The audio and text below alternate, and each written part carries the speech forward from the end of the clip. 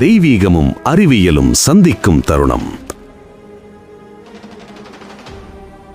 அன்பு பக்தர்களே, எல்லா இருளையும் அகற்றி ஆன்மாவை ஒளியாக மாற்றும் அந்த தெய்வீக இரவு மகா சிவராத்திரி. ஒரு இரவு மட்டுமல்ல, ஒரு வாழ்க்கையை மாற்றும் தருணம், ஒரு பிறவியின் புண்ணிய நேரம்.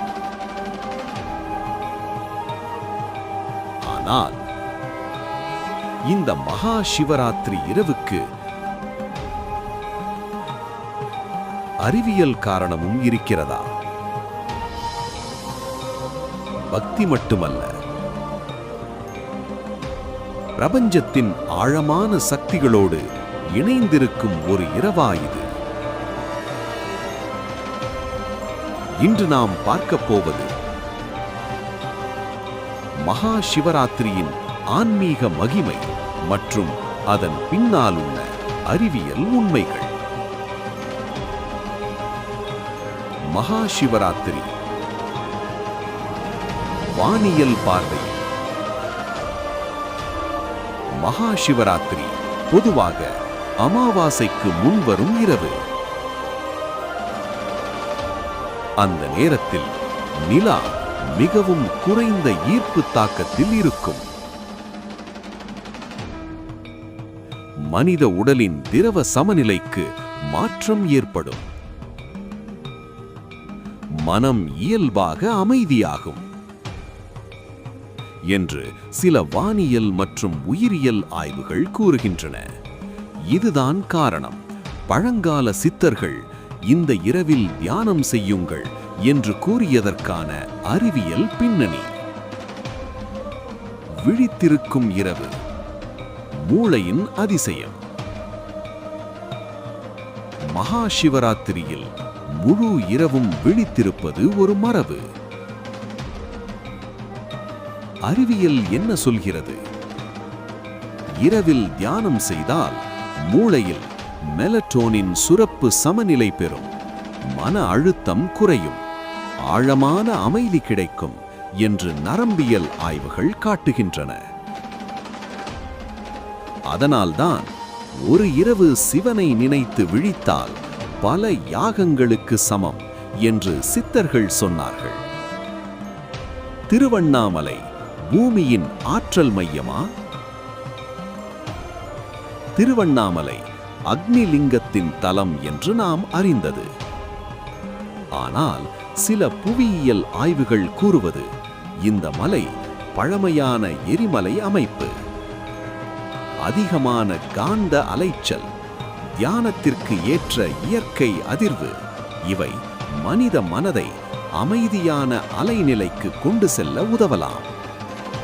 அதனால்தான் அங்கே சென்றவுடன் ஒரு விளக்கமில்லா அமைதி நமக்கு தோன்றுகிறது. கிரிவலம், நடையின் அறிவியல். அண்ணாமலையைச் சுற்றி 14 கிலோமீட்டர் நடப்பது பக்தி மட்டுமல்ல, அது ஒரு முழுமையான உடல், மனம், ஆன்மா பயிற்சி. அறிவியல் பார்வையில் நீண்ட நடை இரத்த ஓட்டம் மேம்படும், சீரான சுவாசம், நரம்பு அமைதி, ஜபம், மூளை அலைகள் ஆல்பா நிலைக்கு செல்வது. இதனால் மன அழுத்தம் குறையும், உணர்ச்சி சுத்தம் ஏற்படும், உள்ளமைதி அதிகரிக்கும். அதுவே பக்தர்கள் சொல்லும் கர்மம் கரையும் என்ற அனுபவம். சிவராத்திரி இரவு கூட்டு அதிர்வின் சக்தி.